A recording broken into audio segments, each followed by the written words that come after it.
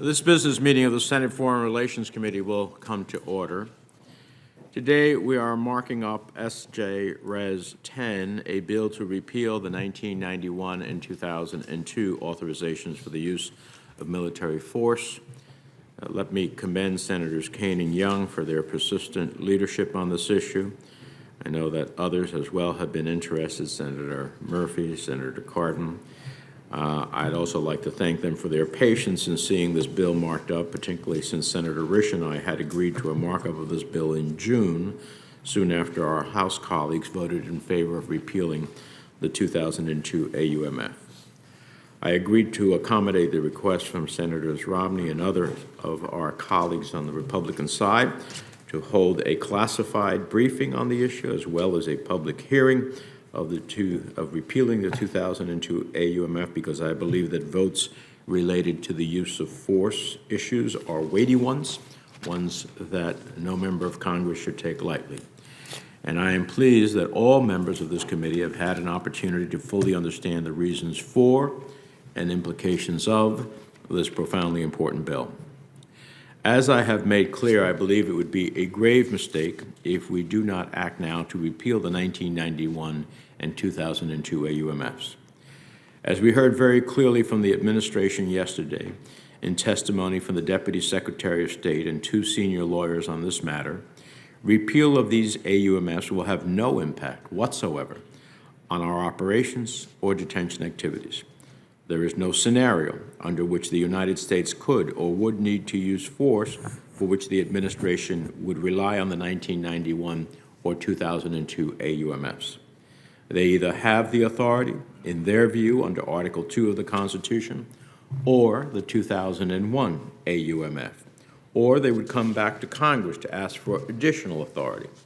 And that is the way it should be. And that will help ensure that the 2002 AUMF is not abused by any future administration. To those who believe that repealing the 1991 and 2002 AUMFs would somehow demonstrate a lack of resolve in Iraq or in the Middle East more generally, I would again point out to you the comments made by our administration witnesses yesterday. Deputy Secretary Sherman stated clearly, quote, "The 2002 AUMF against Iraq has outlived its usefulness and should be repealed," close quote. She also noted that as a result of the United States' strategic partnership with Iraq, quote, "the United States is poised to have a different relationship with Iraq and in the Middle East. And rather than speak to weakness, this speaks to strength." I also point out to those colleagues who are concerned about this our current reality, which is that any U.S. troops currently in Iraq are there at the invitation of the Iraqi government. And let us be very clear, repealed or not, the 2002 AUMF does not authorize any military activity against Iran. And that is not to say that the United States will not or should not show resolve against Iran as it continues to threaten our people and our national security interests. But the 2002 AUMF provides no authority to do that.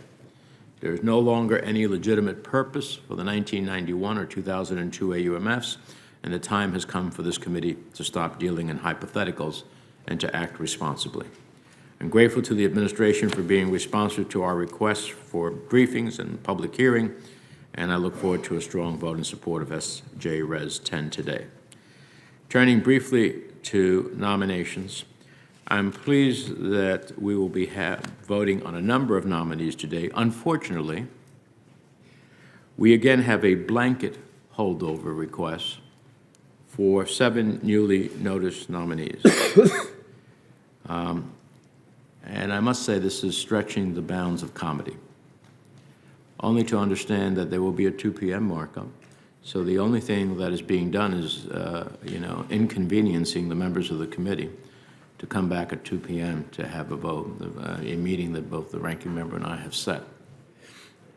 If this continues, then I'll have a conversation with the ranking member about how we're going to pursue this, because this is beyond the pale. It is not what was meant. Purposes of holdover of a nominee was to get more information, to have questions answered, to get the administration to deal with those questions through the State Department. But blanket holdovers of all nominees that undermine the national interest and security of the United States. We have a holdover of the person who is supposed to be the head of our diplomatic security abroad, supposed to help us protect our people abroad. God forbid something happens while this holdover continues. I wouldn't want to be the person responsible for doing that. So we will have a meeting at 2. We have one more nominee that we will consider for this morning, which also will be held over, Chris Liu, to be the ambassador to UN for management and reform, and we'll apply the holdover to Liu and then take up his nomination with the others at 2 p.m. this afternoon. I'm not going to speak to each of these nominees right now, but I do want to say I believe they're all well qualified and deserving their nominations, and I look forward to their swift confirmations.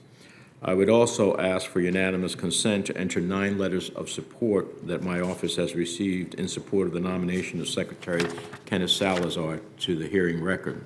And due to COVID precautions, we will email the letters to the committee's clerk. Without objection, those letters shall be included. With that, let me recognize the distinguished ranking member for his remarks, Senator Rich. Well,